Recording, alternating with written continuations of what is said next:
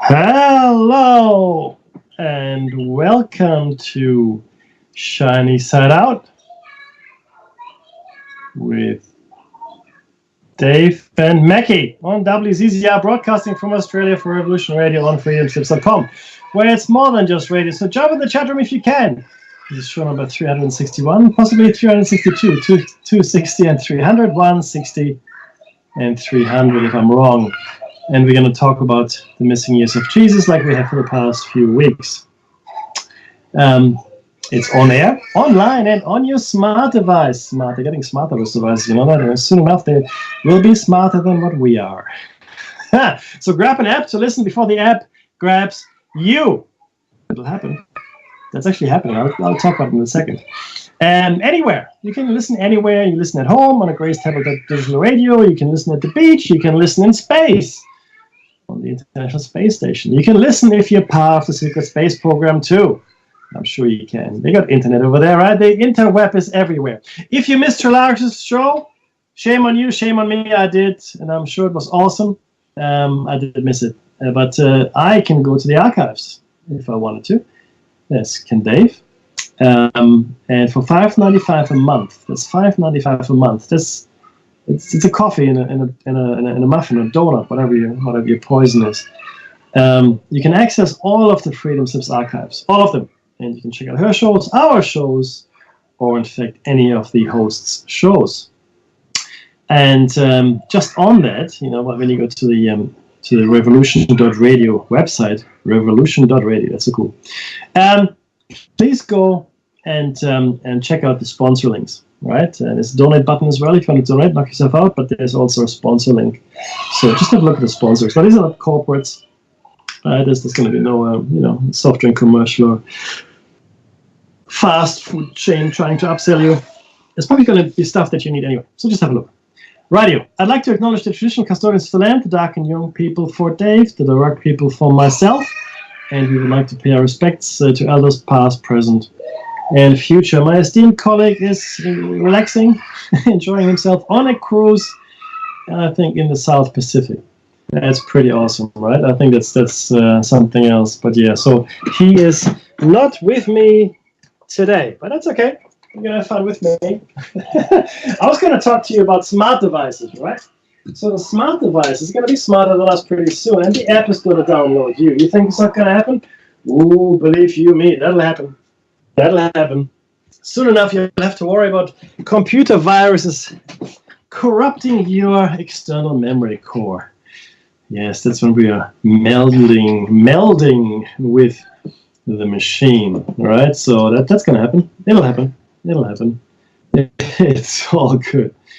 But just be aware that this is a massive step for us. We haven't really been here before that we remember, and it'll change things from the way they are today.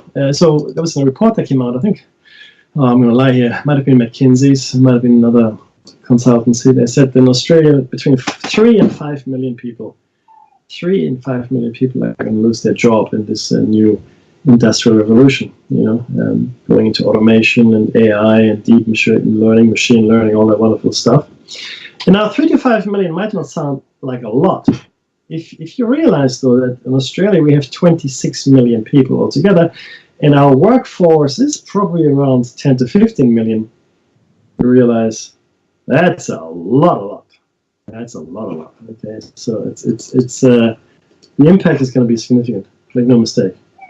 Okay, and there's not much we can do about that. You can boycott the machine. You can sabotage. The interesting thing, the word sabotage is French, comes from the word sabot, which was a wooden shoe that the French workers used to wear in the factory, a wooden shoe. And they used to throw, if you're not Australian, they used to throw the sabot into the gears of the machine. Hence our term sabotage. It just means throwing wooden shoes into the machine. So I don't think that's going to work today, right? So I think we have to be a little bit more sophisticated than throwing wooden shoes. If you get my meaning, yes. Of course, I have to talk about the horrendous. Can you call it a tragedy? No, I think it's more than a tragedy. The horrendous act that was perpetrated upon the New Zealand people just this week. Some 49 people were gunned down in a mosque in what is now called a terrorist attack. A far-right terrorist attack, not left, not Islamist. No, this is a far-right terrorist attack, and it galvanized the people there. It makes you wonder, right? I mean, look, I'm not condoning anything, but I understand why certain things are happening, right? We got things really wrong after, well, I mean, you can go back as far as you like, but it became really very apparent after World War I. We got it wrong. We carved up the Middle East in all the wrong ways. Okay, we screwed up Lebanon. We created countries that didn't exist before, and it didn't work out well. Okay, World War II wasn't any better, and ever since then we've been suffering from what arguably is the the aftermath, of our bad decisions. And this is the West. The West. I'm talking about the West. We made those decisions. No one else did. Okay. So what happens? People come into countries, bring their own culture, and there's fear. There's fear and misunderstandings happen, and because it's the unknown, right? You fear the unknown. After World War II in Germany, there was the need for workers to come in, and they were invited. They're called guest workers from all over the Mediterranean, all the way to Turkey, Spain, Italy, Greece, and so forth. And they were invited in, and then they settled, and they brought their own cultures. For the most part, that was okay, but still different, right? And same happened in Great Britain. Same is happening to some extent in the States and Australia, even though we are countries of immigration in our very nature. In America and Australia specifically, we are immigrant countries. That's what happened. We displaced the native population. Okay, you can call it whatever you want. That's what we did. We committed genocide, and we displaced the existing population. I'm not saying that those people were angels, right, or anything like that, but certainly this was not, terrible. Oh yeah, we found new land with no people on it. Let's just, colonize. That's not what happened. It's not what happened, by a long shot. So it's really important to understand now. So whenever people come in, whenever there's a wave of immigration in Australia, we saw in the 70s a lot of people from Asia coming in, especially after the Vietnam War. And before that, I guess just after World War II, a lot of people, of Jewish origin, and even before then, came to Australia. People from the Mediterranean, from Europe in general, after World War II, right? So, like I said, Asia, and then there was a Middle Eastern influx after the unpleasantness in Lebanon and the other things that went on in the Middle East, right? Then there was another immigration of Indians or South Asian people, and now the latest immigration wave in Australia is the Africans, people from Africa. And they happen in waves, and it usually takes a generation or so for people to settle down and not call people names anymore and do the right thing, right? It is a cultural thing. It's funny, and I've been watching it for 30 years in Australia and 20 years before that in Germany. It does take a generation at least for acceptance to occur, because there's fear, because we don't know what's going on, and they look different, they eat different things, they smell different. It's not bad, clearly, because it's not us. I'd like to think that in another couple of generations, when people truly have moved about quite a bit, if we make it that far, there will be a lot more tolerance, and we enjoy each other's food and customs and holidays, as it were. Singapore is a great example. It celebrates pretty much every holiday there. It's Christmas, Chinese New Year, Diwali, Eid. Right, it's all they do all in Singapore. It's all done, not a problem at all. Easter as well, of course. So, yeah, so Singapore is I guess leading the way. Other countries are similar, but in Singapore these are official public holidays. Yeah, so Muslim, Christian, Hindu, Buddhist, Chinese, specifically Chinese New Year, right? It's a big thing for the Chinese community. So yeah, this happens, and there are the celebrations all the time. They might not be official holidays, but the celebrations happen all the time. You find shops closed in certain areas in Singapore, and that's. I also believe that in another couple of generations we'll all be beige. We'll all be beige.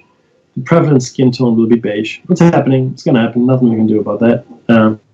Again, it's good. That doesn't mean that we will dispense with racism and bigotry. No.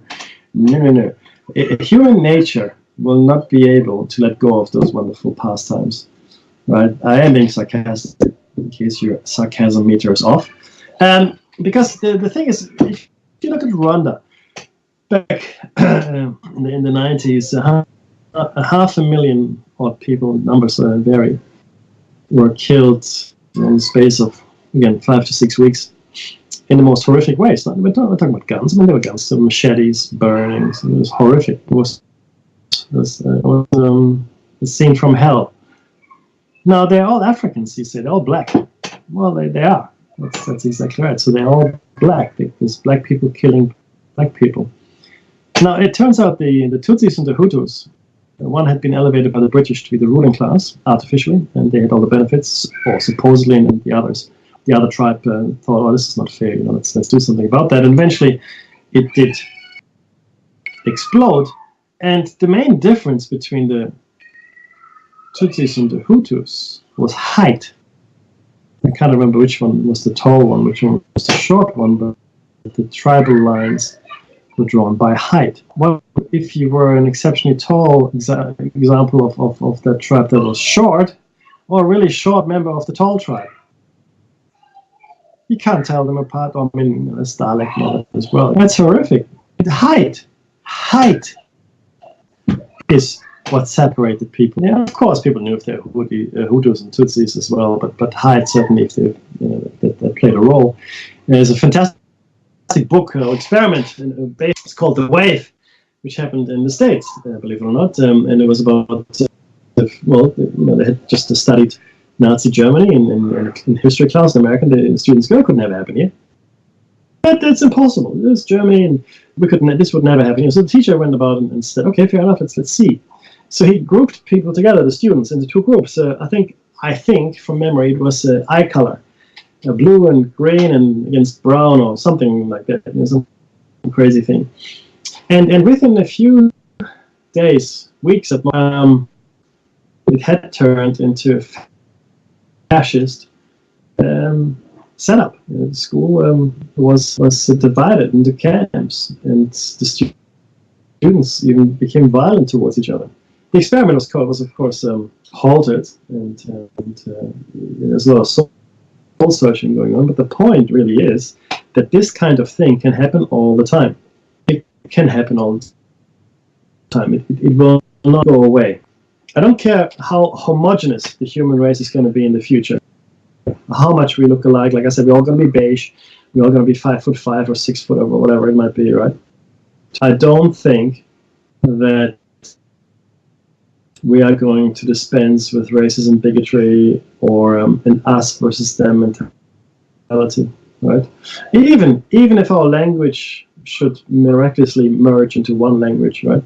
I still think we'll find reasons to hate each other and kill each other, right? It's just, again, human nature. If only we could transcend that, there would be something.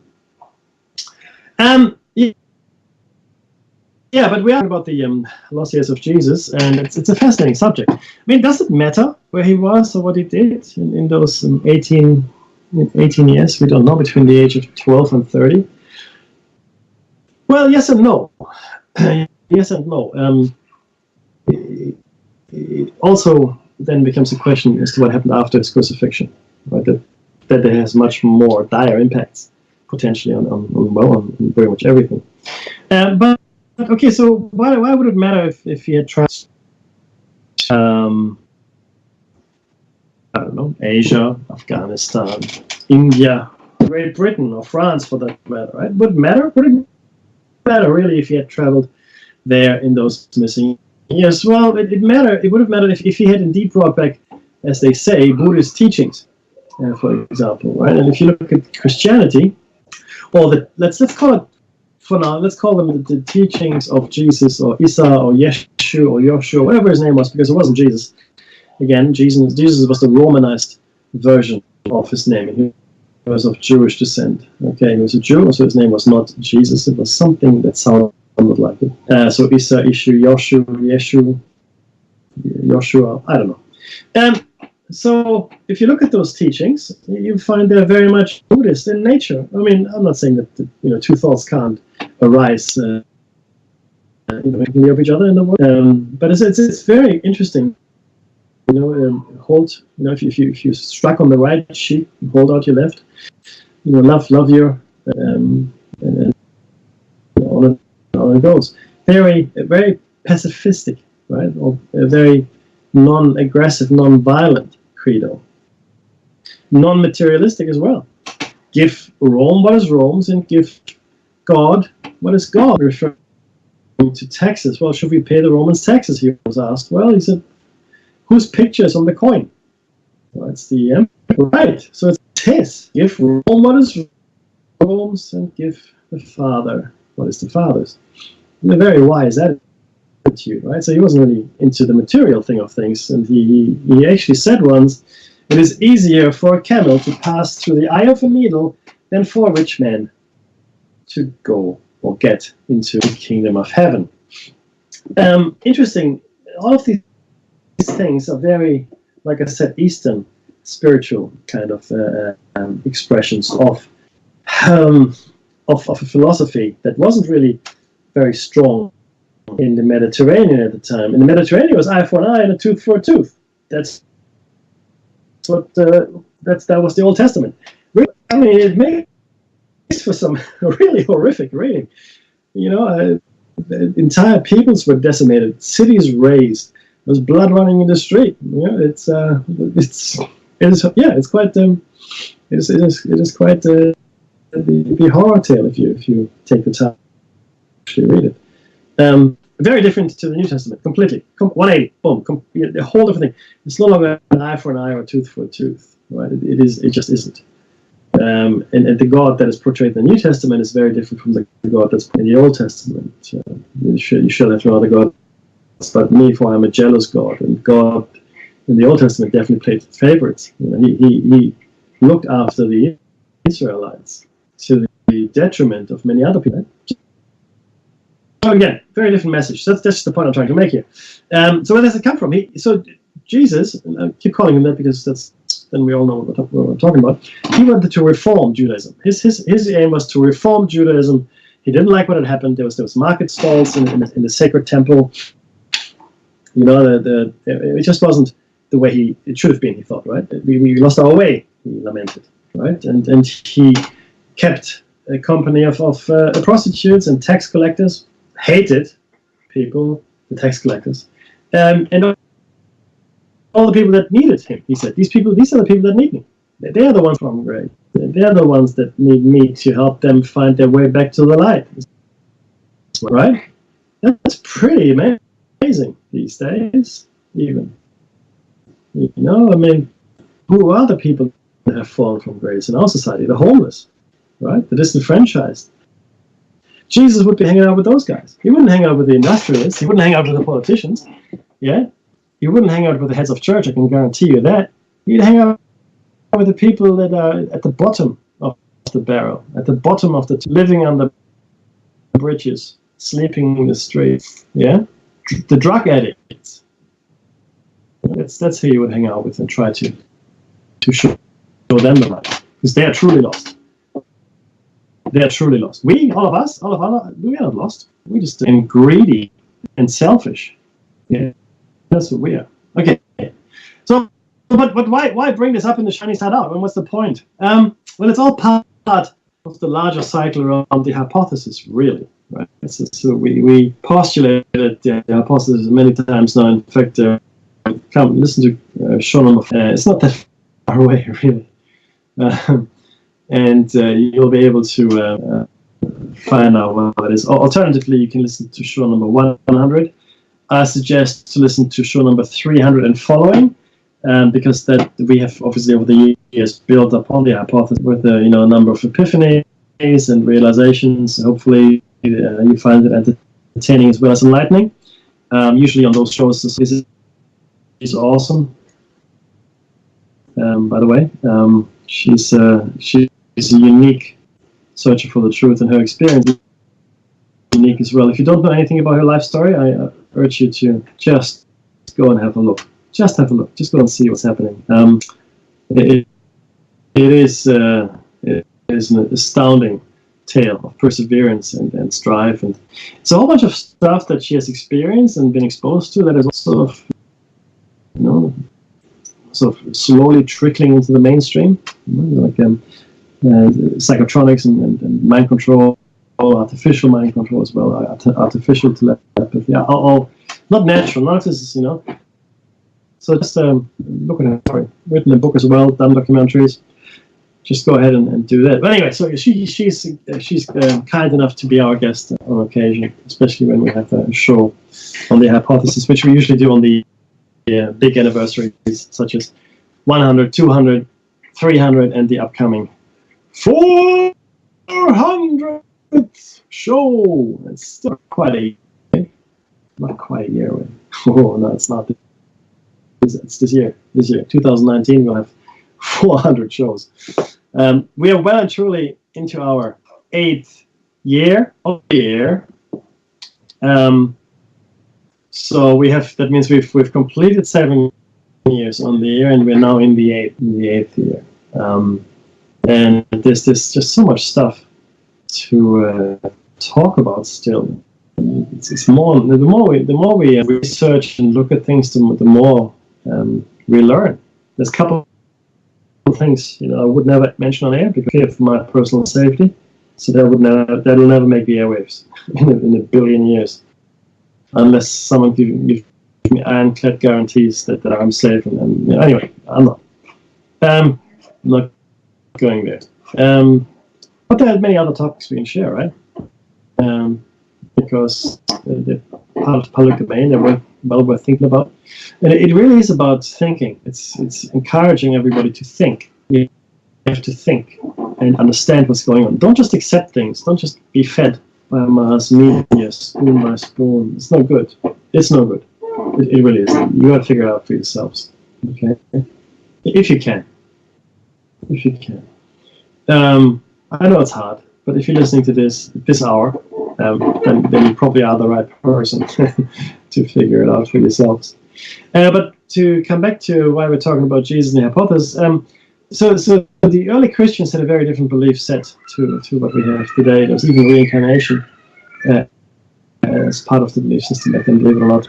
And some of the heretics, they were prosecuted by the church, not yet the Catholic Church, but the church then. They had slightly different beliefs, right? Some believed that Jesus didn't die at the cross because it was impossible for him to die at the cross because he was not made of the same gross matter as you and I. He was made of subtle matter, or higher frequency, would say these days, higher vibrational matter, so he couldn't have died, right? His suffering may very well have been real, which is the point, I guess, but he couldn't have died at the cross, they say, because he just wasn't made of the same stuff as us. Those were the Gnostics, right? And Cathars had very similar beliefs, and they were completely decimated by the Catholic Church in France. So there's a whole area in France back in the day, in the Languedoc region, about 1,000 years ago. Very prosperous. And they're all Cathars there, mostly, right? They're female preachers, or I guess priests, you would say. There's equality of the sexes. It's an interesting society. But what they believed was in contradiction to what the yet-to-be-named Catholic Church believed. And therefore they were declared heretics and, exterminated. Some people believe that the Knights Templar might have preserved some of their knowledge or teachings. I don't know. It's possible. We've looked at it in depth. It's certainly possible. I mean, the Knights Templar themselves then were, extinguished. some 200-300 years later. Again, the legend goes that some of the Templars made it to the States, but some of them knowledge with them maybe went somewhere else as well. But so the knowledge is not lost; it simply has gone underground. So the point is that it's not always as you were taught in school. It is not always. It's not always as clear cut as we've been led to believe.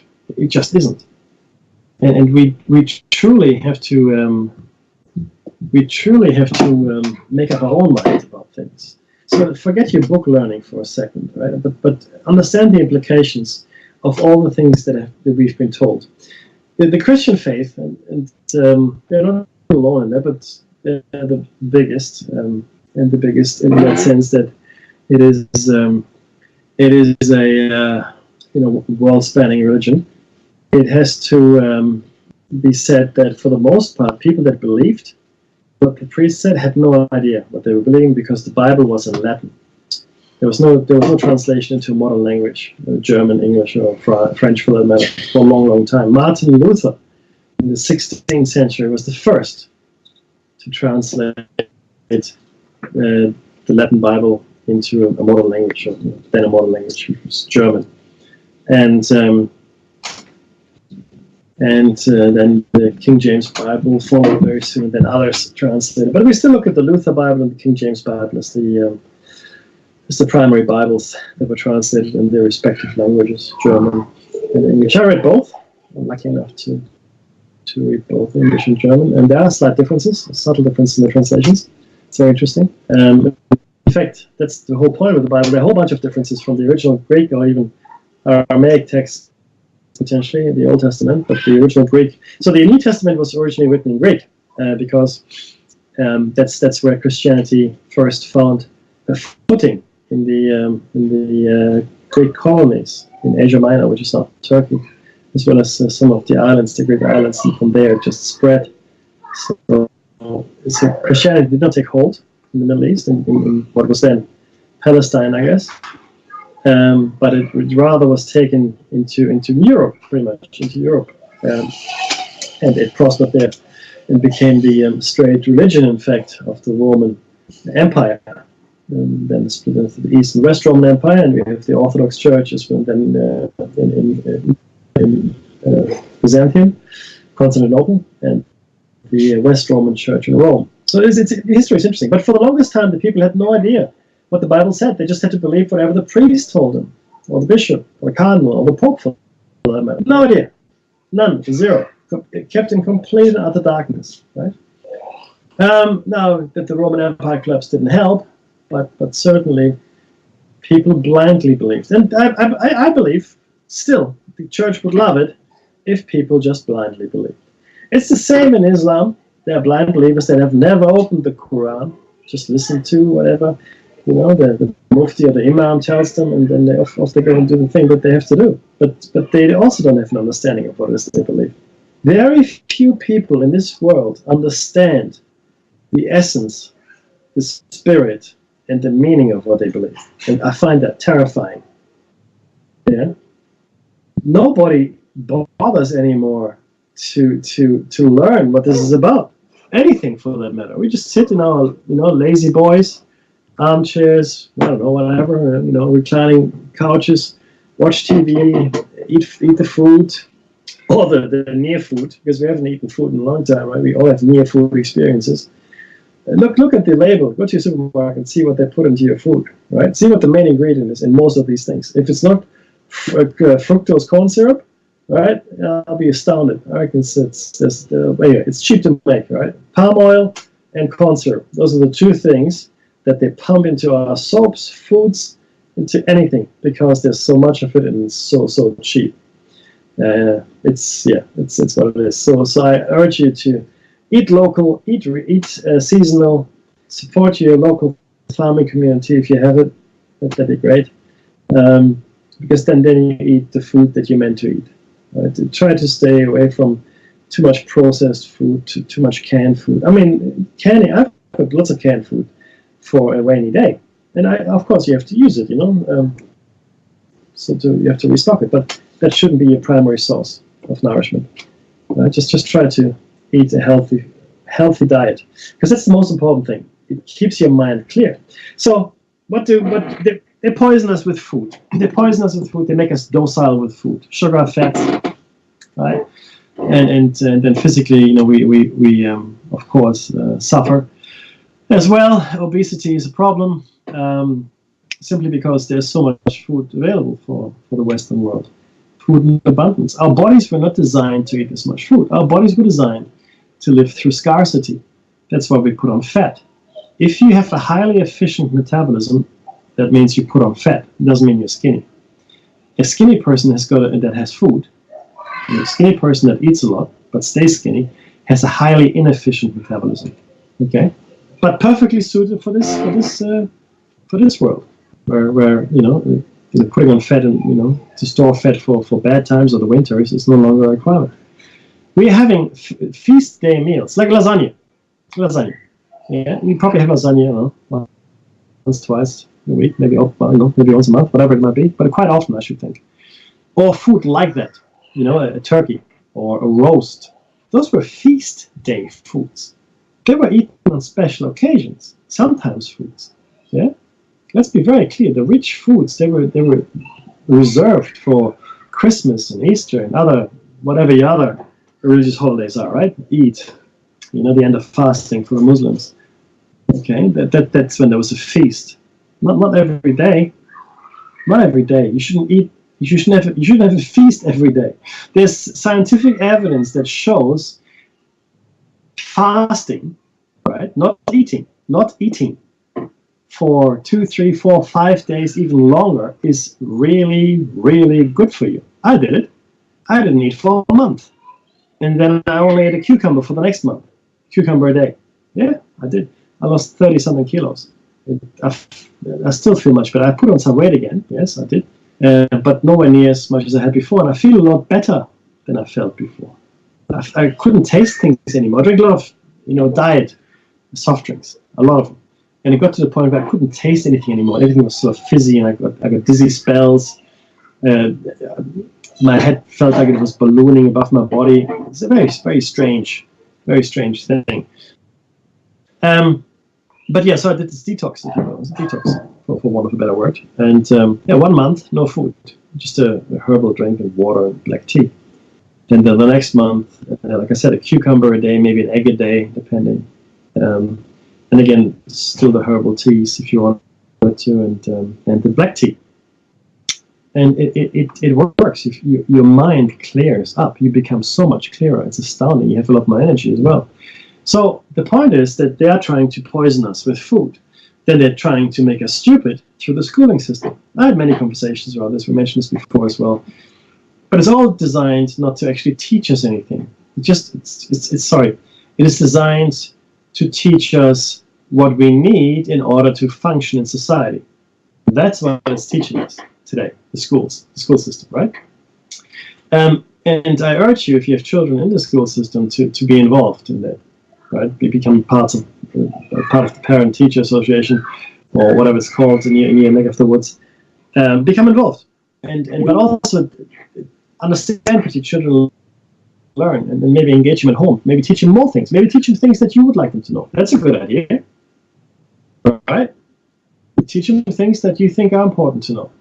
In America, teach them the Constitution. Right? Show them the Bill of Rights. Go through it. Understand what it means. Understand what has been given away. Trade it off for, some perceived safety and security. Okay? In Australia, we don't have a constitution per se, but nonetheless, it's interesting to understand how the political system works. Understand how the system works. Teach your children how the system works, and how they can make the system work for them. Okay? Because the machine will grind you up if you don't understand it. You can throw as many wooden shoes into the machine as you like, it'll grind you up. Okay? You must understand the machine. Then you can change the machine. I mean, how you want to change is up to you. From inside, from the outside, through persuasion, through, logic. Good luck to you. But yeah, so teach your children. So food, bad. Schooling, dubious at best. Right? Entertainment, this is where they really get us. The Romans knew this. Bread and games. That's what the people want. Bread and games. Feed them and keep them entertained, and they'll vote for you every time. That's what they did. That's what Caesar did. Gaius Julius. That's what his grand nephew did. Augustus, or Octavian, before he became a megalomaniac, and decided to name a couple of months after himself and his granduncle. But yeah, so that's what they did, and had been doing for a while. And every successful dictator, tyrant, I want to say, has been doing the same thing. And make no mistake, we're living in dictatorships, all of us, all the time. You might not think so. I dare you say something that is so far left field, right, that people look at you like you're mad. They'll look your way. You can't truly say what you want. Not really. Right? Now, I don't condone hurting anyone, okay? So that we should never allow anyone to hurt another human being. That should not be a thing.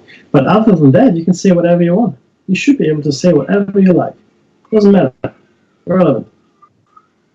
Yeah?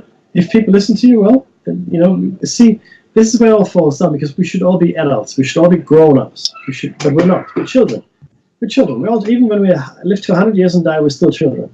I firmly believe that our lifespans are cut so short that we never get the chance to fully develop as human beings. Okay, forget our other potential, forget ascension, forget enlightenment, forget all of that. I believe living to 100 is nowhere long enough to fully develop into a functioning human being. It just isn't. Some yes, some can, some few. Sure, the vast majority, no way, not a chance in hell. Right? Again, it's part of the hypothesis, so I hope I make you a little curious about what that actually means. Yeah, so, okay, again, food, education, entertainment. Entertainment, it's gotten to the point where we're watching people watching TV. What is that? And what did the Kardashians ever do? One of the Kardashians is now the youngest self-made billionaire in the world. Her net worth is $1.6 billion. I just listened to the news and picked up that little tidbit, little morsel of useful information. Youngest self-made. I admire that. I think that's great. I mean, more power to her. But what are they famous? Why do people watch them? I don't get it. I really don't understand it. Most of the reality shows I don't understand. I mean, I've got a hard time understanding competitive sports. Watching it, I mean, doing it, I get. I enjoy playing sports. I used to play volleyball when I was younger. I swam in competitions as well, and that's fun. Because you're doing something, if you win, that's a boost. You're feeling, hey, I won something, I did something, that's great. If you lose, well, at least you tried, right? And there's a camaraderie that you have in a team, even if it's a swimming event or running event. You still have a camaraderie with the people that you compete against. I understand that. I do not understand why you get excited about watching someone else do something. You can appreciate the skill, the athleticism, sure, 100%. But why would you get upset? Why would you hurt someone else if your team lost? I don't get it. But again, that's human psychology, and the people in power understand it, but much better than I do. And that's what they do. That's what's happening. And that's what everybody gets. They get sports. They get violence. They get movies. They get reality TV, which is really just voyeurism. That's all it is. It's just voyeurism. We're all peeping Toms now. We're all peeping Toms. All right? And then we don't even care anymore if it's real or not. I mean, most of the reality shows are complete fake, right? But there we are. But it keeps us on the couch. It keeps us from thinking. It keeps us from reading. It keeps us from engaging with one another, right? And then, of course, the final nail in the coffin of our independent thinking, or ability to independently think, is the immersion into the virtual world, gaming, and the online social life that most of us now have. I have over 1,100 connections in LinkedIn. LinkedIn is like a Facebook for work type thing, right? 1,100. Now you exchange, business cards, you meet someone, you shake hands, and they link in, they add you, you add them. That's what happens. Right? So you grow your network. That's the theory. 1100. I have a couple hundred people on Facebook, I guess, most of which I know. If I don't know you, you're not my Facebook friend. If I know your first name and I've spoken to you and we've had maybe a drink together, you will be on Facebook with me. Otherwise, not likely. But people have thousands of Facebook friends. People have millions of Twitter followers, Snapchat, all the other stuff. I mean, it's astounding, and that's where people live. That's where they now live. This is the final thing to really disconnect us. It seems like we're connected, but we're really not. We're really not. And not only, it is also causing a whole range of disorders, right? It is now an officially recognized disorder that I can't remember what it's called. I think it's called social media anxiety or something.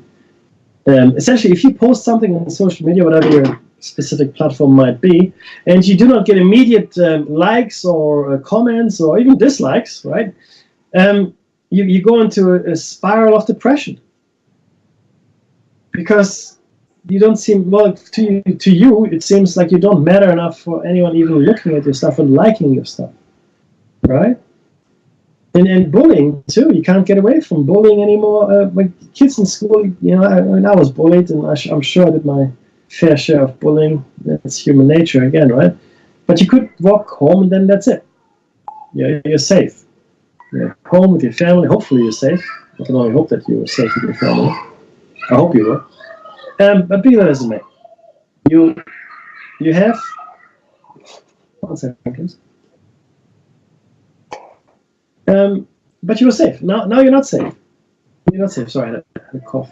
You're not safe because your computer is there, your smart device, usually phone is there, and that is connected. We're always connected. I'm now working with people that have never not been connected. Yeah. If you're a millennial, then you've never not been connected. You've always had the internet around. Right? Always. It's always been there. The internet is a thing that you can relate to. Okay. I grew up without the internet. I mean, we had to make plans if you wanted to meet someone. We had to go and get to meet them, right? And be on time. How about that? Be on time. Be forward thinking. Now you can just turn up. Hey, I'm here. Come over. All right. Yeah, I'm around. Sure, let's do that. We have, we've done a whole bunch of stuff which has the potential to be amazing. It has the potential to be amazing, and for another peoples, right? For grown-ups, not like us children, it would be an amazing boon. All of this technology, right? But this is where we are as in the world, and then you've got the disenfranchised who don't partake in any of this, who don't even know what they're going to eat tomorrow, and there are hundreds of millions of those, hundreds of millions of people that don't know what they're going to eat tomorrow. It's true. No clean water. No steady income, no proper home. We're okay with that too, right? Because we're okay, right? And the thing is this: there are people in those countries, in our country, in Australia as well. We do okay, but there's still people in the street. Now, it's possible that some people just can't be helped. Look, I get that. It can happen, sure, right? You just can't help them. So, but for the most part, I think most people can be helped. I really believe that, people aren't fundamentally bad. And they're just trying to make their way, right, in this world. That's all. That's what I think. And they're just not given a fair shake anymore, right? That's what I think. But, we let it happen. We let the people live in slums, in ghettos, in the street, right? Because it's not my problem. Surely it's going to be someone else's problem. It's not me. Someone else must do this. Someone else better do something. Until we all take responsibility and do something, it's crazy. Oh, sorry, Olive. Olive 2M just a few minutes ago is Hey, David Mackey, talking about the Gnostics. Not really. I just mentioned them, right? But you're right, though. Yeah, the Christians go out back in the day, and they did kill Gnostics and what they call heretics. I did mention that earlier. I don't know if you saw that. But yeah, it's insane, right? It's quite insane that we do all these things. But again, we think we're so much better than any of our predecessors. We've achieved so much more. Blah blah blah blah blah. Well, we haven't really. Okay, I'll give you one example. One example, which bugs me. It bugs me because it makes no sense, right? And I do apologize in advance if I talk over the bumper. In the chat, if you can just let me know if I am doing that, I will stop immediately because I can't hear it on my machine. That's my bad. It's no one else's bad. It's just my bad.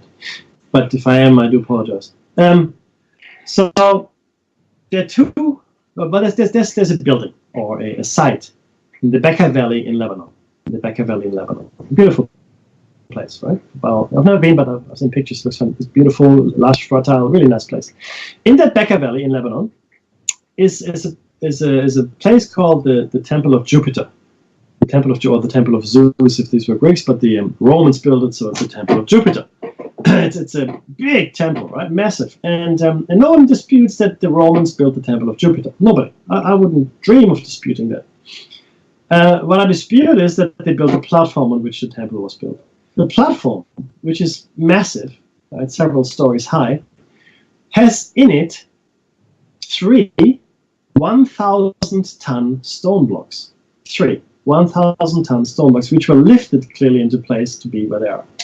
Okay, so each of these things weighs 1,000 tons. It's massive. You put a human being next to it. Take a look at the pictures. Jupiter Temple in the Bekaa Valley, and look at the platform pictures. And someone else built that. Not the Romans, someone else built that. I'm not going to discuss this here. What I want to say is this, though. We couldn't do that today. We wouldn't do it today. We wouldn't. It doesn't make sense to do it for us today. It wouldn't make any sense to build to go to a quarry and quarry 1,000-ton block of stone. In fact, do it 3 times. In fact, we know now they've done it 6 times with the 3 of them still in the quarry and never finished. So it must be the tools down a bit. But the point is, they put 3 there. 3. Thank you, Olive. Thank you. I much appreciate that. By the way, just again, the chat is there for everybody. I'm in there, long-time listeners are in there, so please go say something. I will acknowledge you for sure. So why did they build with 1,000-ton stones? We wouldn't do it. The Romans wouldn't have done it. Why? Because the Romans had cement. The Colosseum was built with cement. They weren't stupid. The Romans were great engineers. They wanted to do it efficiently and well, and to lift 1,000-ton blocks just wouldn't make any sense to the Romans. They go, why would we do that? It makes no sense.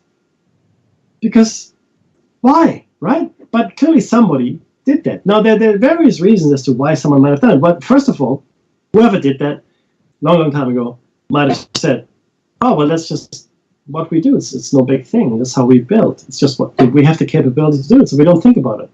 It's like, when we tar a street. Well, how do you tar a street? Like this. We don't think about it. It's just, that's what we do. We tar a street. Now, 1,000 years from now, people go, "Ooh, what an amazing thing, a tarred street," right? But these people, they had these stones, and they lifted them. We do that. Or they did it just for the sport of it, just to prove that they could, right? Or they had to do it, meaning whatever they were building required them to put these stones in place. So they could do it, and they had to do it. They had the ability, but they also needed to do it for whatever reason. For whatever reason, these stones needed to be put into the platform. For stability, I have no idea. For some other reason which we have now no longer knowledge of, which we can no longer understand. But it simply isn't the way we think today. We wouldn't do it. We would not build this way. The Romans wouldn't have built this way. We wouldn't have built this way for a long, long time. Yet there they are. These massive, megalithic, meaning large stone structures. Megalithic means large stone. They have massive stones. These are the biggest, the 1,000-ton. So it's 1,000-ton stones. The biggest, right, by far. But there are others that are equally impressive, right? And the way they're put together is even more impressive. Various angles and sides perfectly fit together like a puzzle. We wouldn't build it this way because it doesn't make any sense. It's not easy. Oh, and there's music. Come back after the break.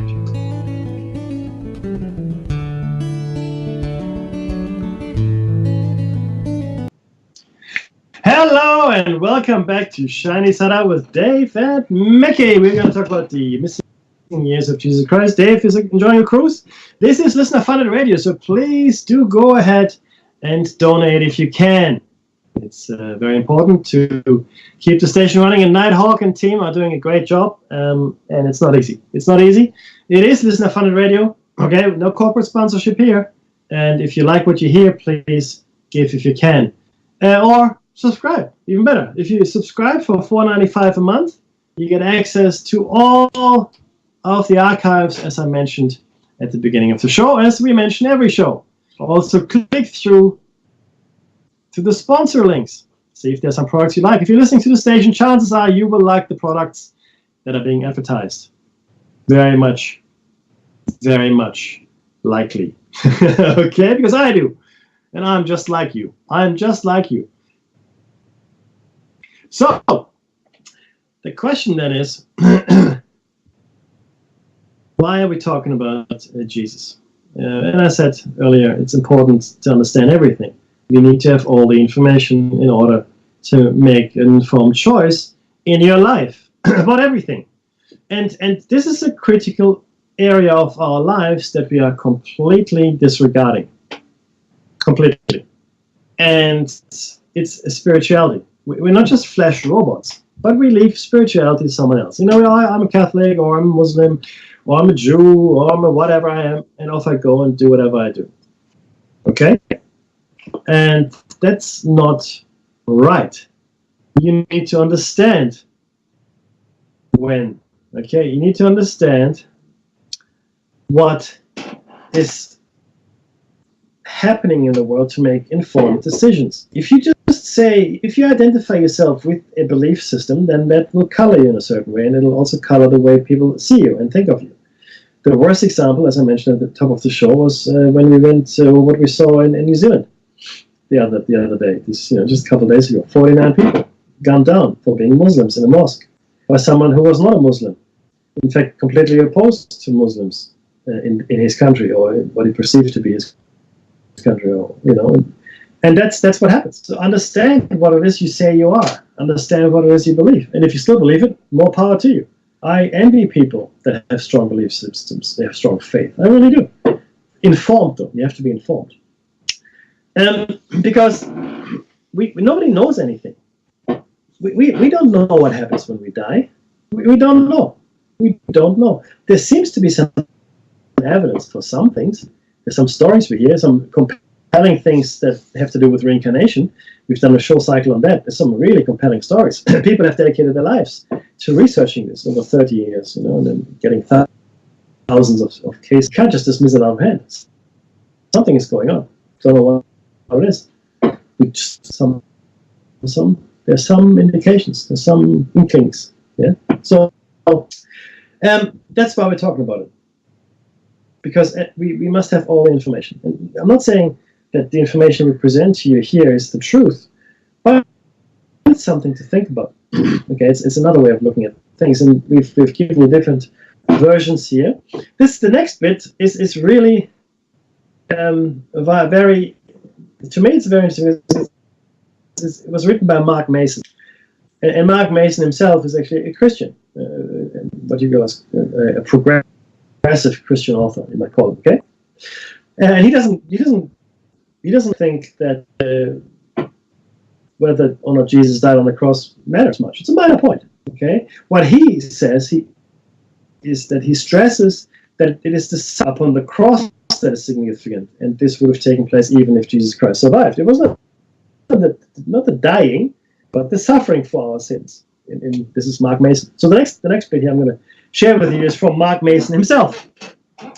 Did Jesus in fact survive the crucifixion? extraordinary as the story of Jesus visiting India is, which we've regaled you on these last few weeks, some have taken it even further. Holger Kirsten, in his book Jesus Lived in India, extends the story to even more incredible heights, backed up by even more sketchy evidence. We will just very briefly look at his theory before moving on to better established knowledge about Jesus.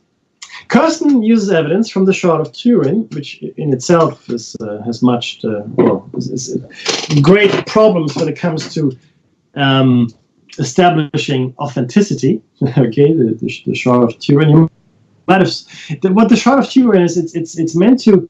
It's actually just a piece of and it's meant to have the image of Jesus Christ somehow not burned into it, but somehow superimposed upon it.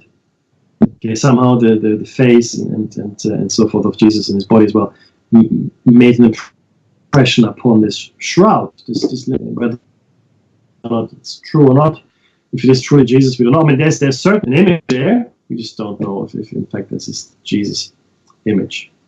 So he uses evidence from the Shroud of Turin to maintain that Jesus was not dead in the modern sense of the word when taken from the cross, but just in a deep coma, and that in the tomb he rose from the teeth of death and made a remarkably quick recovery. If he could miraculously heal others, it seems reasonable to suppose he could do the same for himself. Indeed, Jesus inferred he would do this when he, referring to his body, destroy this temple and I will raise it again in 3 days. And the temple, of course, is reference to his body. This is in John 2:19. After this, Jesus appeared to his disciples a few times, then left with his mother Mary to travel gradually over a period of 16 years back to India. So he's been in India when he was young, and then after the crucifixion he went back to India yet again, as we've discussed ad infinitum last week. The by now elderly Mary died on the way, but Jesus continued on to Kashmir and lived and taught there till he was about 100 years old. There is even speculation that he attended the Fourth Buddhist Council, held in Kashmir toward the end of the 1st century AD, and helped inspire the important reforms made to Buddhism at this council. The second century church father Irenaeus wrote a celebrated book called Against Heresies, which was crucial in establishing church orthodoxy. In this book he claimed Jesus lived to be an old man and remained in Asia with his disciple John and others up to the times of the Emperor Trajan, before finally dying. Trajan's reign, or Trajan if you're German, began in 98 AD, at which time Jesus would have been just over 100 years old. This is support from a most unexpected quarter for Kirsten's theory. Kirsten himself uses place names, age-old traditions, and claims in certain documents to give credence to his theory. The story is that after Jesus appeared to his disciples, he went to Damascus in Syria, where the Jews had been disliked since the Maccabean Wars, but where the Essenes had a spiritual center and where he would be safer than in Palestine. He was still there about 2 years later when he dramatically appeared to Saul, who then later became Paul, on the road to Damascus. On the road to Damascus, in order to win him over from being the main persecutor of the way to being the main proponent of it. And that's captured in Acts 9:1-31. About 5 kilometers outside Damascus, there is to this day a place called Mayuam, which means the place where Jesus lived. And the Persian historian Mir Kawand has cited several sources claiming Jesus lived and taught in Damascus after his crucifixion. These Persian sources claim that Jesus, while in Damascus, received a letter from the king of Nisibis, now Nusaybin near Edessa in Turkey, Nusaybin near Edessa, asking Jesus to cure him of a disease. So that's what the king asked him. He sent Thomas to cure him and later visited there himself before leaving to travel northwest into the Kurdish territory in the north of Anatolia. The apocryphal Acts of Thomas relates how Jesus suddenly appeared there at the marriage festivities of a princess at the court of the king of Andrapa, From there, Jesus and Mary apparently journeyed eastward over the old Silk Road, where certain place names such as House of Mary, near Ephesus, on the west coast of modern Turkey, I've actually been there, beautiful place, supposedly suggest their stay. As Jesus gradually moved through Persia, he increasingly became known as Yus Asaph, meaning leader of the healed. Tradition says, he preached throughout Persia and converted vast numbers to his creed. Accounts such as Aga Mustafai's Jami Uf Tawarik, Volume 2, claim Yus Asaph and Jesus were one and the same man. And the court poet of Emperor Akbar of India later backed this up when he called Jesus I Ki Nam I, to Yus or Christo, or thou whose name is Yus or Christ, thou whose name is Yus or Christ. The Acts of Thomas describe the stay of Jesus and Thomas in Taxila, now in Pakistan, at the court of King Gudafor in the 26th year of his rule, which is about 47 AD. East of Taxila is a small town known as Mari, near the modern border with Kashmir. In Mari, there's a grave which has been maintained and honored as far back as anyone can remember, called Mai Mari Da Astan, the final resting place of Mother Mary. The grave is oriented east-west in Jewish faith rather than Muslim north-south. Moreover, the area was under Hindu rule in Jesus' time, and the Hindus cremated their dead and scattered their ashes, so had no need for graves. When Islam took over this area in the 7th century AD, all infidel monuments were destroyed, but they recognized this grave as being a relic of a people of the book, Christian or Israelite, and respected it. The grave continues to be honored as the final resting place of Jesus' mother by Muslims who consider Jesus one of the most important prophets of Islam. The Quran states that Jesus, Isa, was saved from dying on the cross, which he considered an accursed death, unworthy of him. That's in Deuteronomy 21:23, and has many other references to the prophet Isa, supposedly to correct the writings of his followers. The most incredible of these is that Muhammad believed Jesus' prophecy of the coming of the Spirit of Truth referred to him. So Muhammad believes that Jesus prophesied about him, and that's in John 16:12-14. After this, Jesus supposedly traveled on to Kashmir, from where he made periodic journeys to other parts of India. There is a grave in the middle of Srinagar's old town, which many people believe to be the grave of Jesus himself.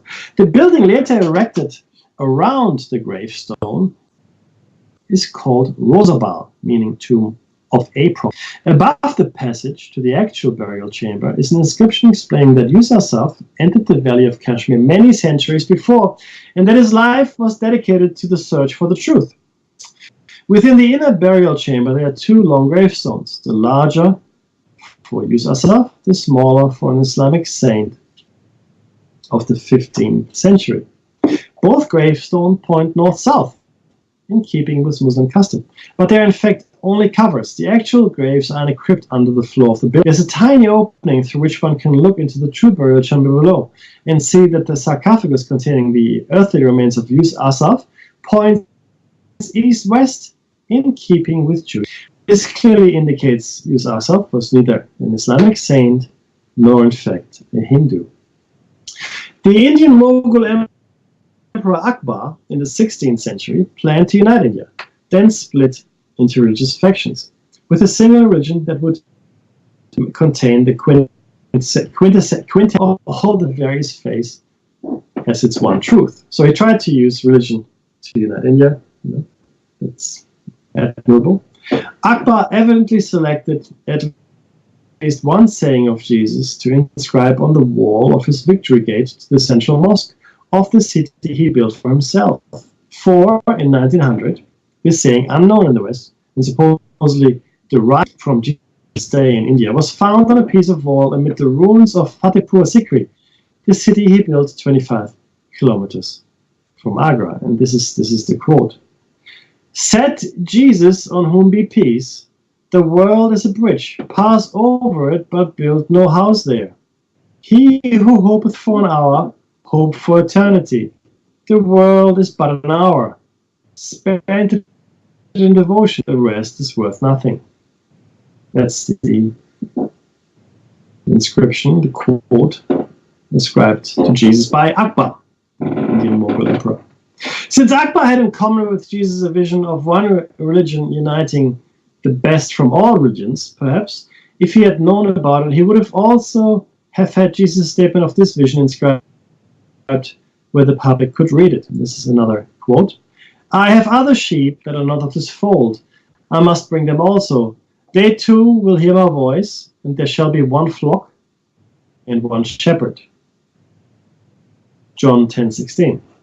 The prophet Isaiah, we saw earlier, also had this vision of the whole earth united in a peace under one God, Isaiah 2:1-5. It is worth noting that this verse of Jesus, apart from being a vision of religious unity, is also suggestive of the fact that Jesus traveled and taught outside Palestine.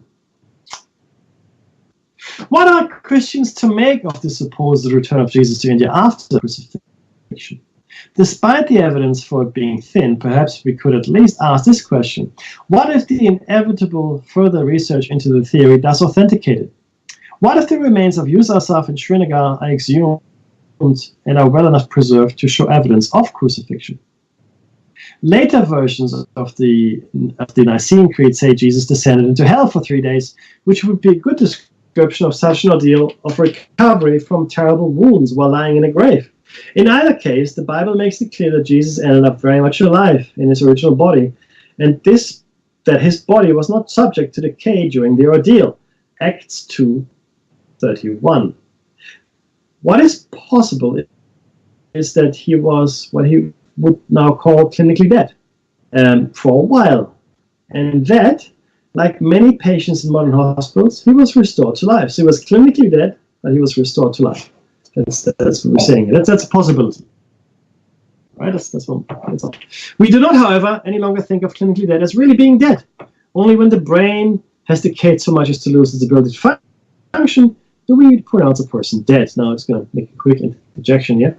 We've spoken about this at length in death and the problem of death and when someone is actually dead. These days, calling someone dead is actually a very complicated and convoluted process because we've gotten it wrong in the past. In fact, we've gotten it so wrong that in Victorian, a great many well-to-do people installed speaker systems, if you will, in their graves.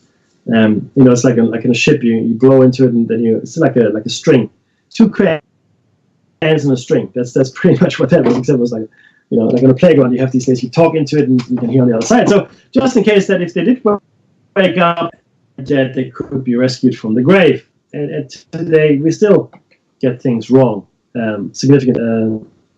So just to be clear, dead is not dead, or it's not as clear cut as we would like to think it is. And as we've just seen, going back to the text, the Bible says Jesus' body was not subject to any decay.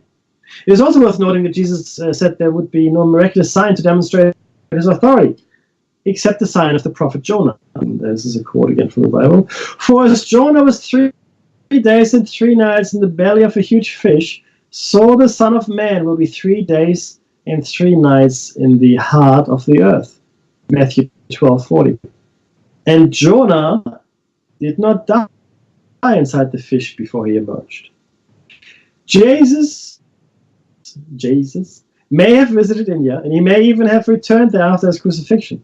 We just don't know for sure yet, one way or the other.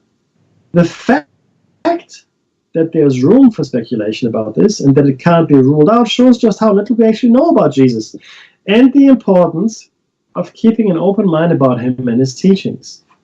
Now, this came from Mark Mason, like I said, a progressive Christian writer.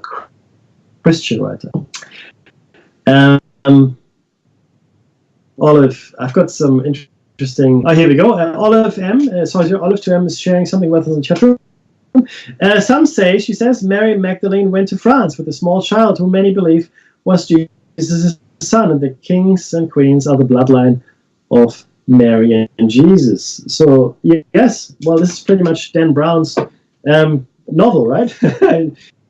And the truth is, the Merovingian bloodline, it seems, may very well be that. And if you read the Gnostic texts, they describe Jesus as a man. I mean, there are other texts from that time which describe him as a man with brothers and sisters and potentially a wife. And there's no good reason why he couldn't have had a child. I mean, you know, he was a fully functional human being. Why not? Why wouldn't he be able to have a child? Of course he could have a child. Of course the child could go and found the bloodline of kings. I mean, this is also what some believe was the secret that the Cathars held, and then later the Knights Templar. Right? I think they held many more secrets than that, but it's possible.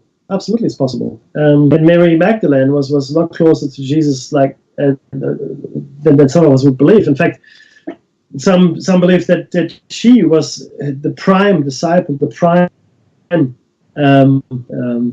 student to Jesus. And maybe she went to Europe and to save. I mean, they were prosecuted. They had just killed or supposedly killed Jesus. And she goes, "Oh, geez, you know, I better, geez, pardon the pun. I better run with my child here because they're going to come for me next. Because this is not going well." And she may very well have fled into Europe. Not, unbeknownst to her, you know, Jesus may have lived, or they may have split up on purpose. They may have said, "Look, this is just too dangerous for us to be together. I'll take my mother and I'll go I go east, and you take our child and go west. You know, so one of us shall live." Because she would have known all the secrets that he would have known, right? I mean, if they were that close, and if indeed she was the first disciple in importance, I mean, to Jesus. Right? So absolutely. And then look, this goes again to show that the chat is interactive. The chat is interactive. I think there's about a 30-second delay between the radio and the chat, but or between what I say and what comes to you. Yes, I think there's some delay. That's why there was that air. I do apologize at the beginning of the hour. Yeah, so it's fascinating stuff. It really is fascinating stuff. It's quite possible that the bloodline of Jesus survives to this day. You know, who's to say he didn't have children when he went to India, Kashmir? I mean, it's all possible. We just don't know. And that's really the point. Again, we just don't know. So keep your mind open, understand. Right? Try to learn, understand what is important to you. Do the research. If this tickles, find out more. The next one, which is really what sort of prompted us to do this show, as when we did it, that is now, it was a documentary, a BBC documentary, which was, well, it was fairly recent, I guess. Came to us. Very, very interesting. A thought-provoking documentary suggests Jesus Christ, the Jewish preacher and religious leader who became the central figure of Christianity, was a Buddhist monk. The documentary indicates that Jesus was not crucified and that he spent decades traveling and was ultimately laid to rest after his death at the Rosabal shrine located in Srinagar, in Kashmir. Mostly based on the gaping holes in Jesus' life between the ages of 13 and 29, research suggests that the reason why there's no biblical record of the whereabouts of Jesus is that he was greatly influenced by Buddhism. A documentary aired by BBC indicates that Jesus Christ was not crucified and that he was a Buddhist monk. The intriguing documentary asks countless questions that many have refused to answer. As noted in the documentary, the story of Christianity features the most famous name in history, as well as the most famous event in history, crucifixion. For some, or even many true believers, the fact that Jesus was crucified, died, rose again, and ascended into heaven can be considered as a definitive truth. However, throughout history, many have questioned these events. Would a man die after only 6 hours on the cross? Was he drugged? And what really occurred in the sepulchre? And if Jesus did not ascend into heaven, then where did the central figure of Christianity go? Many authors, these questions risk undermining the entire idea behind Christianity and are extremely controversial. The most crucial part of the story behind Jesus Christ which all Christians faithfully believe, is the idea that Jesus Christ rose from the dead. The resurrection, the primary story at the heart of Christianity. Long story short, the documentary questions the life of Jesus and asks numerous controversial questions. Was Jesus excommunicated? And did he flee to Elias? According to the documentary, Jesus spent years teaching in various distant holy cities like Jagannath, Raja, Gaya, and Benares, and that he eventually fled to the Himalayas, where he continued his studies in Buddhism. Many authors, including a German scholar by the name of Holger Kirsten, and we just heard a lot about him earlier, wrote about Jesus and his life, suggesting he had settled in. The documentary aired by the BBC suggests that Jesus fled and escaped death to Afghanistan with several Jewish settlers. Local stories seem to confirm this theory, suggesting Jesus spent years in Kashmir Valley and remained there until he died at the age of 80. Some say 100. See, this is getting very interesting. So this came from a BBC article. The Lost Years of Jesus. Another view. Okay, and again, this is another view on the same documentary. The lost years of Jesus, or dark years, refer to the undocumented period between the infancy of Jesus and the beginning of his ministry, according to the New Testament. The Gospels relate the birth of Jesus and a subsequent trip to Egypt to escape the fury of Herod, Matthew 2:13-23. There's a general reference to Mary and the young Jesus living in Nazareth, 2:23, Matthew, and Luke 2:39-40. There's also an isolated account of the visit of Joseph, Mary, and Jesus to the city of Jerusalem to celebrate the Passover when Jesus was 12 years old, Luke 2:41-50. That's when he had the argument in the temple.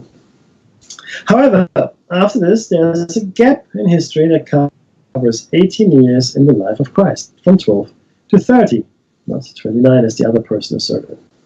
Apart from the generic illusion that Jesus was advancing in wisdom, stature, and in the favor of God and man, Luke 2:52, the Bible says nothing more about the life of Jesus during this period of time. A common assumption among Christians is that Jesus simply lived in Nazareth during that period. Interestingly, authors Gruber and Kirsten in 1995 also claimed that Buddhism had a substantial influence on the life and teachings of Jesus. The authors claim that Jesus was influenced by the teachings and practices of the Therapists, described by the authors as teachers of the Theravada Buddhist school, which was established in Judea. Gruber and Kirsten assert that Jesus lived the life of an ideal Buddhist and taught Buddhism to his disciples. Their work follows in the footsteps of Oxford New Testament scholar Barnett Hillman Streeter, who established in the 1930s that the moral teaching of Buddha has four striking resemblances to the Sermon on the Mount, a collection of sayings and teaching credited to Jesus, which emphasize his moral teaching found in the Gospel of Matthew, chapters 5, 6, and 7. The sermon is the longest continuous section of Jesus speaking found in the New Testament and has been one of the most widely quoted elements of the canonical Gospel. Many scholars believe that Jesus may have been inspired by the Buddhist religion, and that the Gospel of Thomas and many manuscript texts found in Nag Hammadi, Egypt, reflect this possibility. Books like The Agnostic and Beyond Beliefs, The Secret Gospel of Thomas by Elaine Pagels, and The Original Jesus by Gruber and Kirsten discuss these theories. Interestingly, in 1887, author Niklas Notovich visited India and Tibet. He stated that in the monastery of Hemis Ladakh, he heard of a manuscript on the life of Saint Isa, the best of the sons of men. Isa is the Arabic name for Jesus, as we learned earlier. Its history, together with the text translated from the life of Saint Isa, was published in French in 1894 under the name The Unknown Life of Jesus Christ, and was subsequently translated in English, German, Spanish, and Italian. I urge you to have a bit of a read of that. Yet another view of the same documentary, and as Nighthawk so rightly pointed in another half hour to go, please check out our sponsors and click an ad. You probably like the product. And don't forget, it is Listener Funded Radio. I mean, you can donate or subscribe and support the station. We've got to keep the lights on. All the hosts do this pro bono, gratis, for free. We do not get paid. Right? Nighthawk doesn't have corporate sponsorship. Not saying that we're saying no to that if you were offered. No, actually, Nighthawk would say no to that. But yeah, so this is completely listener funded. So let's take another point on the documentary that says that Jesus was a Buddhist monk. It's got tidbits of information that the others don't have. Absolutely. The story of Jesus, one of the most famous of people ever said to have lived, does have many gaping holes in it. As between the ages of 13 and 29, there's no biblical record of the whereabouts of Jesus in Palestine. However, according to a documentary by the BBC, Jesus was in fact a Buddhist monk and was not crucified. A Russian doctor by the name of Nicholas Notovich, whom we know now well, was traveling through India, Tibet, and Afghanistan during the 19th century, and it was said that he spent time at a monastery in Tibet with the name of the Tibetan Buddhist monastery, which was in Hemis in India. He is said to have translated a document that tells the story of Jesus, aka Isa, which means son of God. Well, doesn't really. The story that he had been born during the 1st century into a family who was poor in Israel. The tutors in the monastery called him the Son of God from age 13 to 29. It was said that Notovich went on to translate 200 of the verses out of the 224 that were in the document. A Lama explained to Notovich the scope along with the level of enlightenment which Jesus had managed to achieve during his time at the monastery, and this was said to be an extreme level, so he was very enlightened. The Lama said that Jesus was a great prophet and had been the first following 22 Buddhas. He went on to say that he was greater than all of the Dalai Lamas, as he constituted the spirituality of the Lord. 3 wise men could have been Buddhist monks looking for the reincarnation of them. The finding and translation of the documents at the monastery do happen to be in line with what has become known as the lost years of Jesus. Following the death of a holy man or great Buddhist, the wise men were said to have consulted the stars and then taken off on a long journey with the hope of finding the baby who they believed was the reincarnation of the Lama. This happens to this day, by the way. When a Lama dies, he usually leaves some clues as to when he's going to be born into next or where he's going to be. And then they set out, once he has passed on, to find the reincarnated soul of the Lama. Once the child reaches an age when he can be taken from his parents, he is taken and then educated in the faith of Buddhism.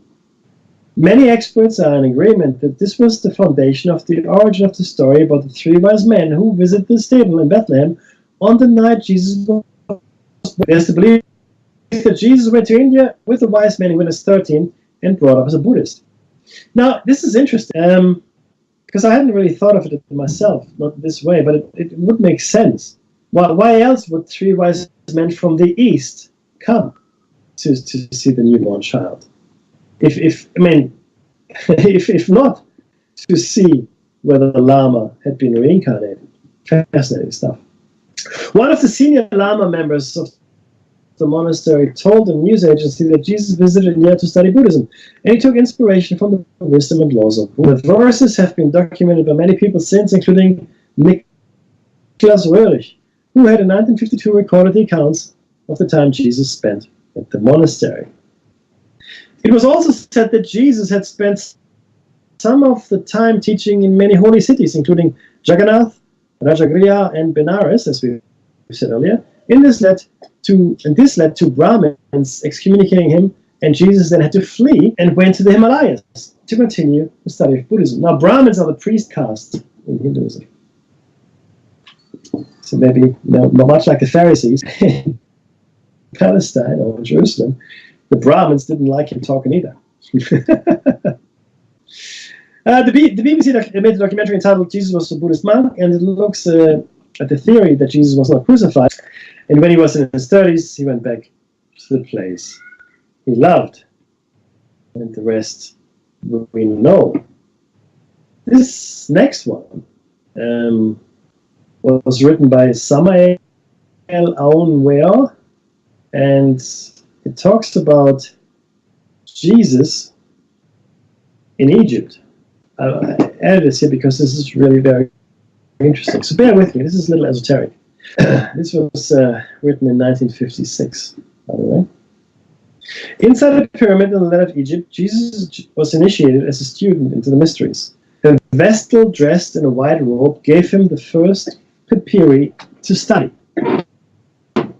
The trees of Eden are two: the tree of knowledge of good and evil and the tree of life.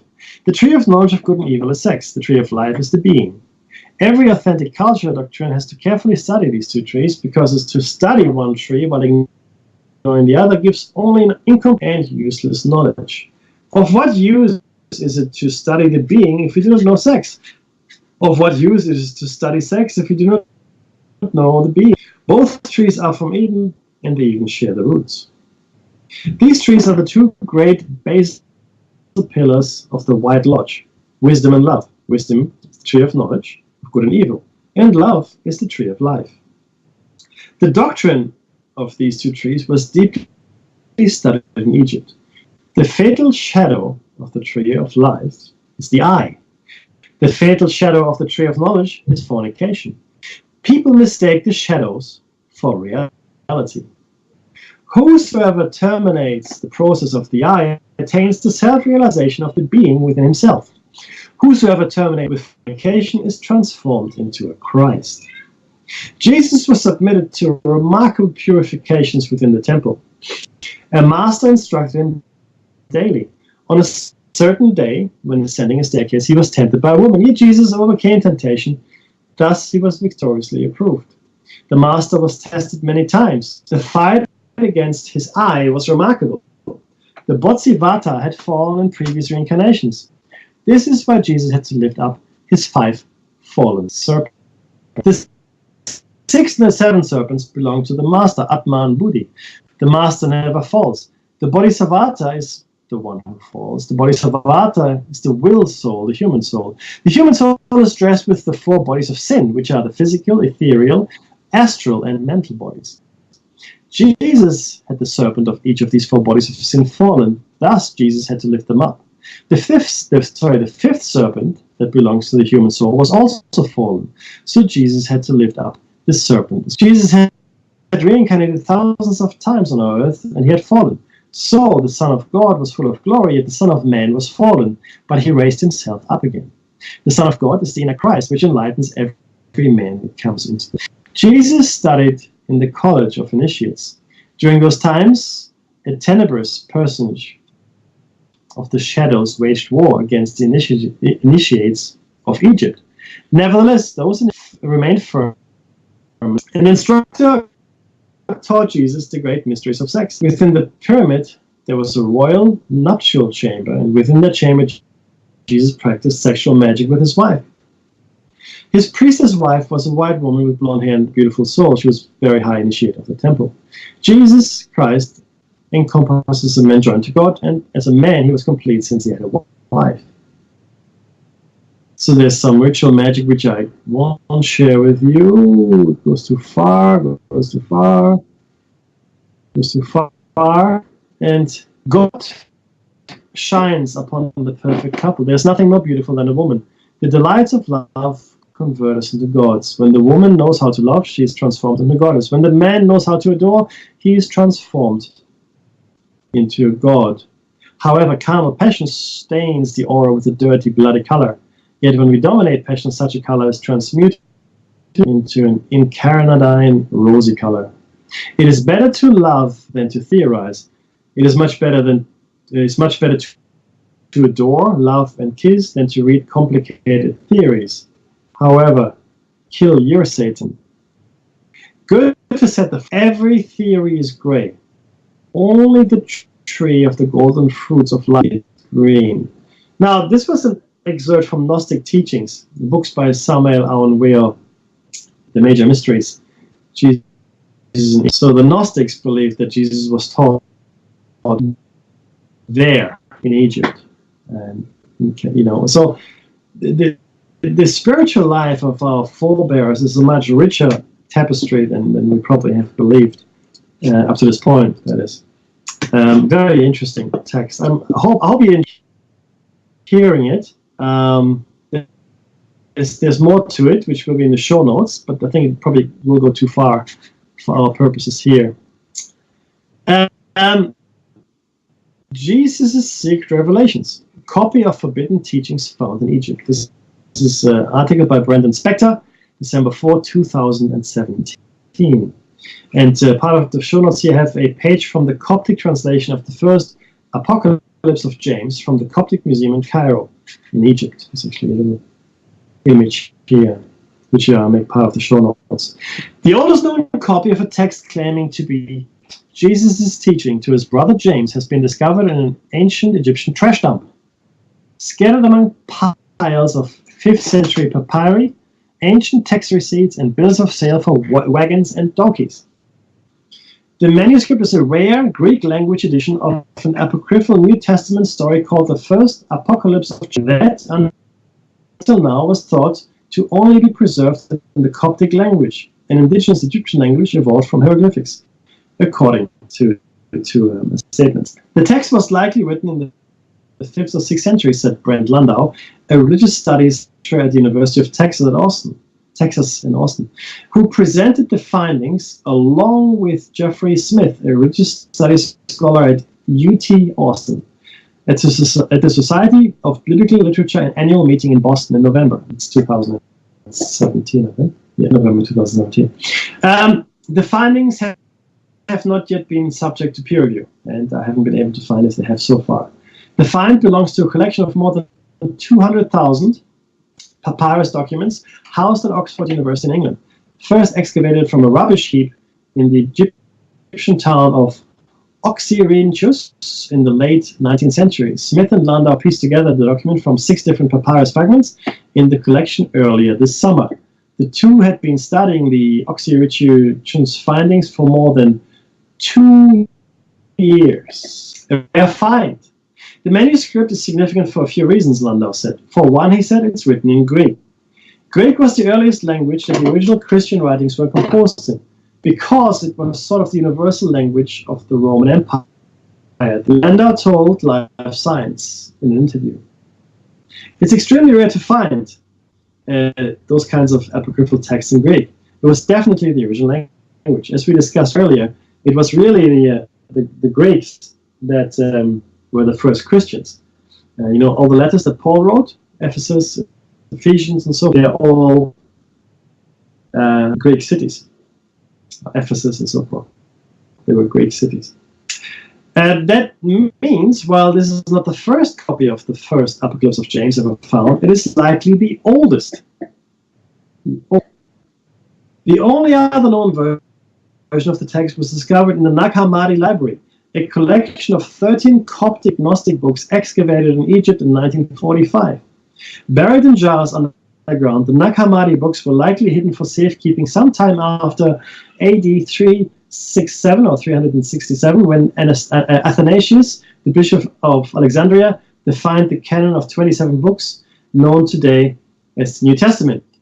All other stories, like those found in the Nag Hammadi collection, were deemed heretical. Heretical. That's not good, is it? Considering the manuscript's forbidden status, another surprising aspect is that it appears to be a teaching edition. Nearly all of the syllables are divided with these little mid-dots, little dots right in the middle of the line, Landau said. Manuscripts of the time were often written in a fluid, continuous script. To see syllables so clearly divided, like this, suggests that the book was a teacher's tool produced to help students learn how to read and write in Greek. How about that? Manuscripts of the time were often... by the time this text would have been used in somebody's school in the 5th or 6th century, this text was effectively banned, Landau said. So clearly this instructor, whoever she or he was quite fond of the first Apocalypse of James. Gnostic texts like the first Apocalypse of James were likely banned because of their different understanding of what Jesus' importance was, Landau said. They understood Jesus much more in terms of being a revealer of human wisdom than as a Messiah, Landau said. According to these Gnostic texts, Jesus taught people that the material world was actually a prison created by an evil god. A lot like the movie The Matrix, essentially. And a lot like what Plato said, and a lot like what our hypothesis actually says as well. Gnosis or knowledge, Dave and I, we didn't invent this. We just we took different roads, we journeyed along different ways and came to the same inn, if you will. Okay, we came to the same final point, or at least to a point in the journey where everybody else has gotten to as well, that this, in fact, the material world is a prison. It's an illusion. It's real enough, but it's not where we belong.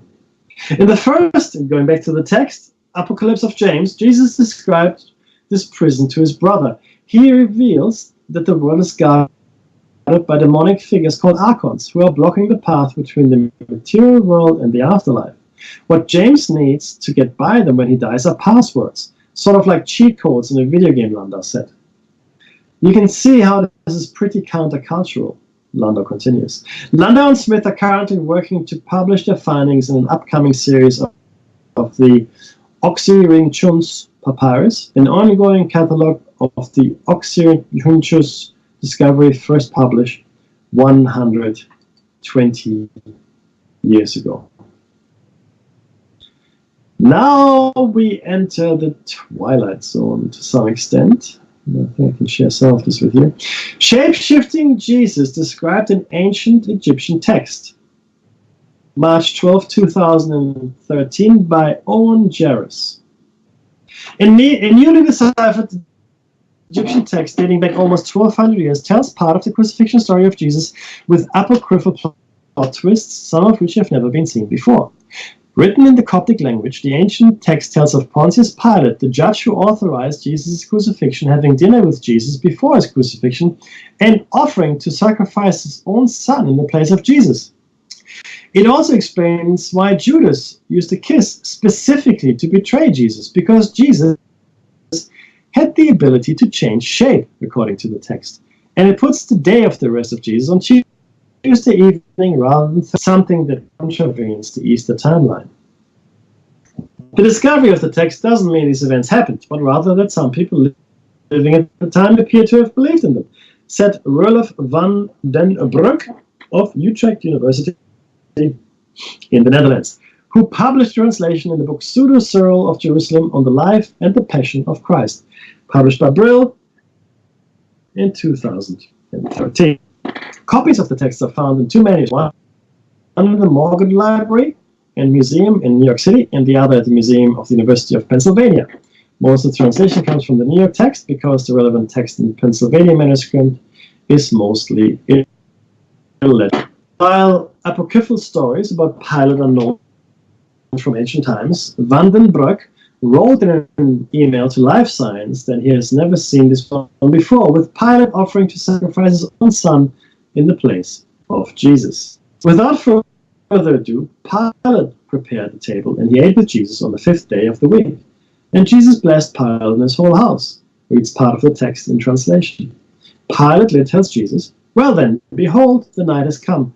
Rise and withdraw, and when the morning comes and they accuse me because of you, I shall give them the only son I have, so that they can kill him in your place."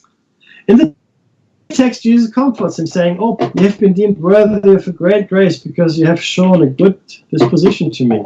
Jesus also showed Pilate that he can escape if he chose. Pilate then looked at Jesus, and behold, he became incorporeal, subtle matter. He did not see him for a long, text read. Pilate and his wife both have visions that night that show an eagle representing Jesus being killed. In the Coptic and Ethiopian churches, Pilate is regarded as a saint, which explains the sympathetic portrayal in the text, Van den Broek writes. In the canonical Bible, the Apostle Judas betrays Jesus in exchange for money by using a kiss to identify him, leading to Jesus. The apocryphal text explains that the reason Judas used a kiss specifically is because Jesus had the ability to change. Then the Jews said to Judas, "How shall we arrest him?" Jesus, that is. "For he does not have a single shape, but his appearance changed. Sometimes he is ruddy, sometimes he's white, sometimes he's red, sometimes he is wheat color. Sometimes he's pale like ascetics. Sometimes he's a youth, sometimes an old man. This leads Judas to suggest using a kiss as a means to identify him. If Judas had given the arrested a description of Jesus, he could have changed shape. By kissing Jesus, Judas tells the people exactly who he is. This understanding of Judas's kiss goes way back. This explanation of Judas's kiss is first found in Origen, a theologian who lived in AD 185 to 254. Vandenbroek writes, in his work, Contra ad Celsum, the ancient writer Origen stated that to those who saw him, Jesus that is, he did not appear alike to all. To those that saw him, he did not appear alike to all. The text is written in the name of Saint Cyril of Jerusalem, who lived during the 4th century. In the story, Cyril tells the Easter story as part of a homily. It's a type of sermon. A number of texts in ancient times claim to be homilies by Saint Cyril, and they were probably not given by the saint in real life. Vandenbroek explained this. Near the beginning of the text, Cyril, the person writing in his name, claims that a book has been found in Jerusalem showing the writings of the apostles on the life and crucifixion of Jesus. Listen to me, O my honored children, and let me tell you something of what we found written in the house of Mary, reads part of the text. Again, it's unlikely that such a book was found in real life. Vandenbroek said that a claim like this would have been used by the writer to enhance the credibility of the peculiar views and uncanonical facts he was about to present by ascribing them to an apostolic source, adding that examples of this plot device can be found frequently in Coptic literature. And I think that's where we will leave it for now. It's been a head spin today, right? Boom! My head exploded. There's a lot of stuff going on here, which is, in my opinion, amazing, and it's certainly worth looking at. I think the story that we've been told may not be as simple as we've been told it, but could have other more interesting elements to it. It doesn't take away from the teachings. Okay. And this is really the important thing. I don't want this to be a red herring for people, discrediting the teachings of Jesus Christ. Not at all the intention here. The intention is just to understand what happened and what the true nature of his teachings were. Were they in fact in line with the Gnostic teachings that we are in prison, in a false world, away from home, like we state in the hypothesis? We're not alone. We're not alone. Jesus is not alone. There are a lot of people, a lot of schools of thought, a lot of mystery schools that believe exactly that. You need to escape this prison, which in fact is hell, for the most part. And it's a cycle of reincarnation we have to break in order to escape. And that's the tough bit, the escaping the cycle of reincarnation, right? That is our... should you choose to accept and ascend or go home back to where we belong, wherever clearly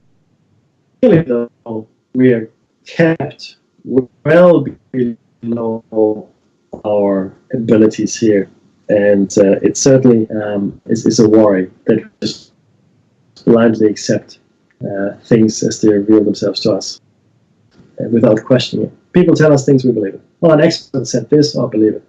Or a priest said that, or an imam said the other thing, I believe that. So the teacher told me something. Question everything. Question everything. Believe nothing at face value.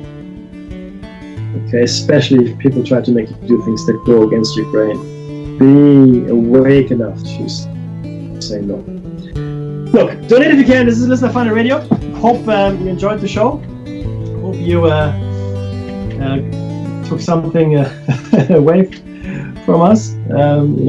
Dave wasn't here. Like I said, he's on a cruise, so I hope he had a good time.